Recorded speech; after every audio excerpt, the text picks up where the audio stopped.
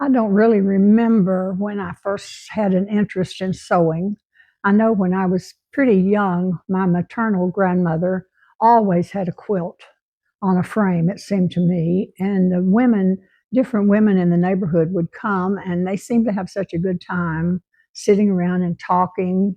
And I really wanted to quilt. And so she finally let me, but I feel sure that after I went to bed, she took those stitches out because she was pretty particular. But I can remember feeling really grown up. I don't know how old I was at that time. I think maybe somewhere between 10 and 12. And about that same time, I remember that I made a skirt.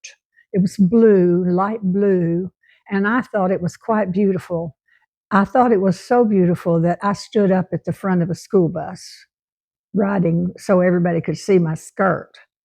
Uh, when I was in high school, I took home economics, and it was very difficult for me, the sewing part, because I already knew how to sew.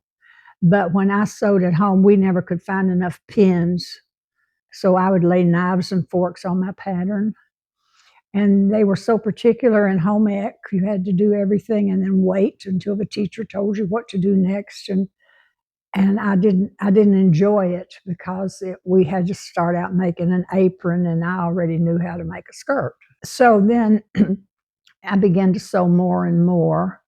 And by the time I was in college, I was invited to be the soloist at a concert, and I needed an evening gown. And there was a sewing machine in the lobby, one of the lobbies in my dorm. And so I made a black taffeta evening gown on that sewing machine in the dorm to wear to that concert. How did you fit for yourself? Well, I just did. I tried it on. If it didn't fit, I changed it. And where did you get the pattern? Well, you could buy patterns, but I was known to make patterns out of newspapers. And I enjoyed it, and I never was afraid after I got out of home ec class. I was afraid in there that I was going to do something that was not the way she wanted it done in the class. Then, this one of the summers when I was in college, my older sister Virginia had a couch she wanted upholstered. And I said, sure. I'd never done an upholstery anything, but she bought the fabric, and I started taking it apart, and I just used the pieces I took off for the pattern. And I learned how you upholstered by watching what I was taking off. And now I would have made pictures, I guess, as I went. But anyway, I upholstered that couch. So, and later on, I upholstered a couch for us, and I upholstered a recliner when I was 8 months pregnant. That was the last recliner I ever wanted to do, I'll tell you. But my first costuming job, I was in Panama visiting my husband, Mike. We were not married at that time. He was down there stationed in the Army. And he was involved with a local theater group.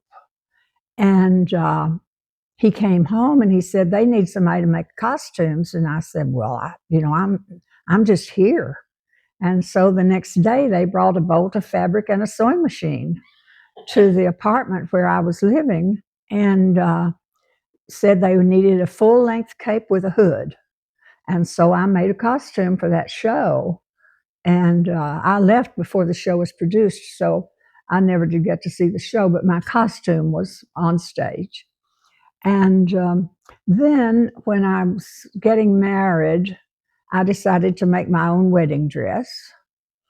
And I did. And I was paying for it myself. And so I went to A Bear, which was a wonderful fabric and accessories store, notion store in Louisville. And I bought some lace, and I cut it apart and made appliques. And I had a little bit of extra lace that I could trim the dress with. And I thought it was quite beautiful.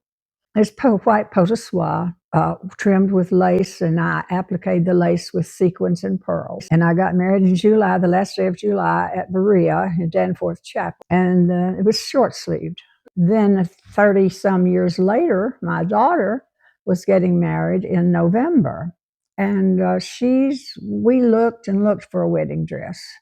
And I said, well, why don't you try mine on? And she didn't really want to, but she did. And once she tried it on, and after she had looked at some things that we didn't find anything that was satisfactory, she decided that she liked that dress. So I went back to A. Bear store, and they still had the same lace.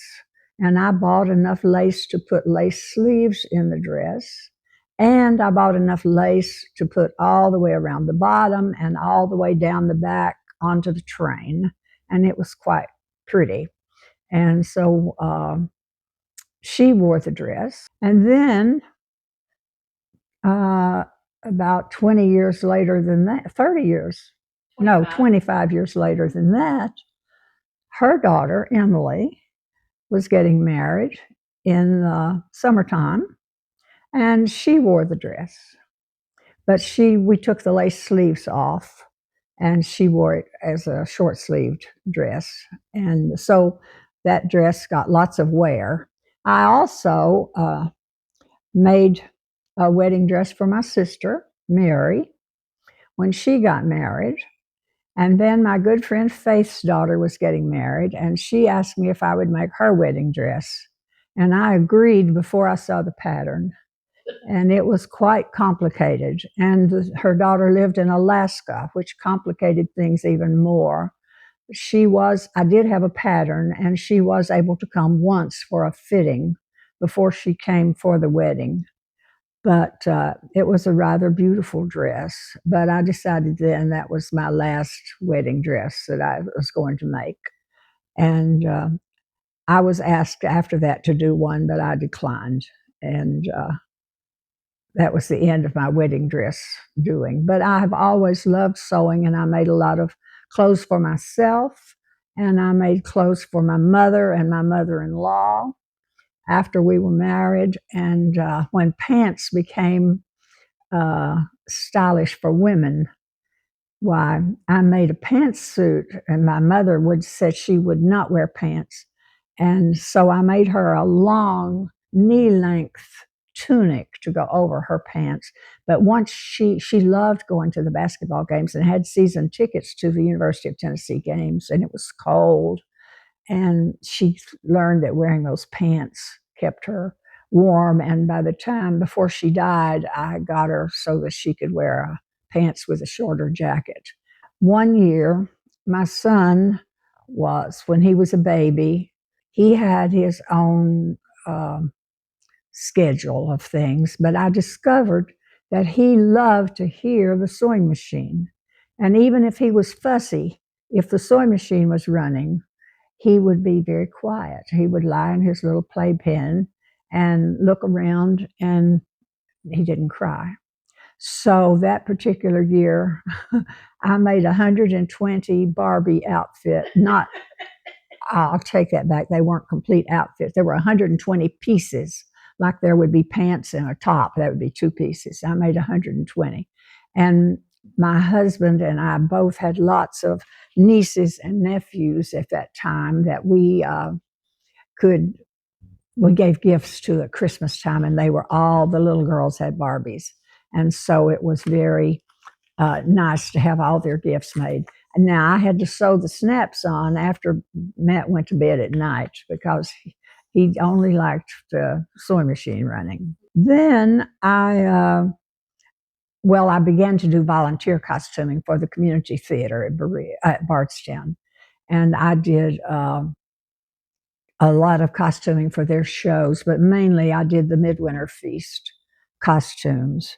And then when I retired from the stage at Stephen Foster, they had started doing a second show, and they had brought in costumers to costume a second show, and it didn't work well when you had two costumers trying to share the theater and the storage spaces and all. And so the Stephen Foster costumer asked me if I would help her be the costumer for the second show. And I said, yes, I would. And then she decided that she didn't want to do it at all, that I would be the costumer. So I kind of fell into that job, and I started then costuming for a professional theater at Bardstown. And I did several shows there. The first one I did was Music Man, and I did Sound of Music, and I did Grease, and I did Big River, and You did Annie. I did Annie, and I did Always Patsy Cline, and Smoky Joe's Cafe. So I did several there. And then the theater at Elizabethtown was doing 1776. And they asked if I would be the costumer for that show. And I did. My husband was playing Benjamin Franklin in it. And so I was sort of halfway involved. And so I did the costuming for that show. And then I co-costumed with a good friend, Tina Todd, and we costumed a couple of other shows for the theater at Elizabethtown. So that was my costuming. And I've just continued sewing. And I made quite a few evening gowns for my daughter when she was growing up for recitals and proms. And then when she got married, I made all the bridesmaids' dresses for hers. And I made a bridesmaid's dress for her to wear to another wedding. And one year, my little nephew, Ben Brooks, I think he was about 5 at that time, and he wanted a cowboy outfit. And so I made him one out of suede, and I was still finishing it in the car going to Knoxville for Christmas. And I was cutting the fringe on the shirt, and he had fringe on his pants. And but we had Christmas at home, and then drove to Knoxville and had Christmas again that evening, Christmas evening. And so when he opened my cowboy suit, I was so proud of it. And he just looked at me and he said, well, I don't need this. And his grandmother on the other side, his father's mother, had bought him a cowboy outfit. And so he already had one. So my efforts were not approved, not applauded at that time. But I've always enjoyed sewing. I took in sewing when I first had children, and we fretted about whether I could stay home, whether we could afford it or not. I took in sewing then. I sewed quite a little bit for my neighbor who lived behind me, and I didn't mind doing that. But people don't realize that they don't want to pay to have things done. They don't realize that it takes a lot of experience and time to do things. I have one granddaughter who is very interested in sewing and fashion and design, and who also is not afraid to tackle anything. And she wanted to learn how to sew, and I taught her, and she was patient enough to learn. We started out sewing without thread on a sheet of newspaper and following the lines. And then there were 2 gentlemen at our church that she was very fond of, and she wanted to make them a Christmas present. And so I bought some fabric that had stripes in it, and we made placemats for them. And she then she took off and learned, and in college she studied costume design, fashion design, and has worked in the costume shop at Kings Island. And the theater at Stephen Foster made use of her expertise also. She did some simple sewing for us when we did Mary Poppins. And then she happened to be down there, and the costumer, I was no longer doing the costumes for that show, for the show they were doing, and they were doing Beauty and the Beast, and they needed to know how for the witch to be transformed into a beautiful person on stage. And they said, Sarah, do you know how to do that? And she said, yes. And so she did it. I don't know how.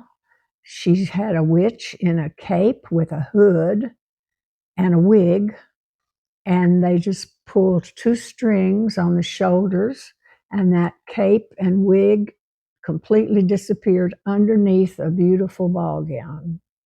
And everybody was, ooh, it was a wonderful moment. So, sewing has been a wonderful outlet for me, something I enjoy doing. You have to be able to visualize what a piece of paper, a piece of fabric is going to look like when you get it done. I remember one time I let my daughter Mary pick out a pattern that she wanted a dress made by. And then we picked out the fabric and I made the dress. And then she looked at me and she said, but it's not pink. And the picture of on the pattern was pink, but she had selected this light blue fabric with little flowers in it. But her visualization of the dress was what she saw in the picture on the pattern. And she didn't understand that that was just the outline it was going to be. But anyway, I have had a good time with my sewing, and I've met lots of people and had fun.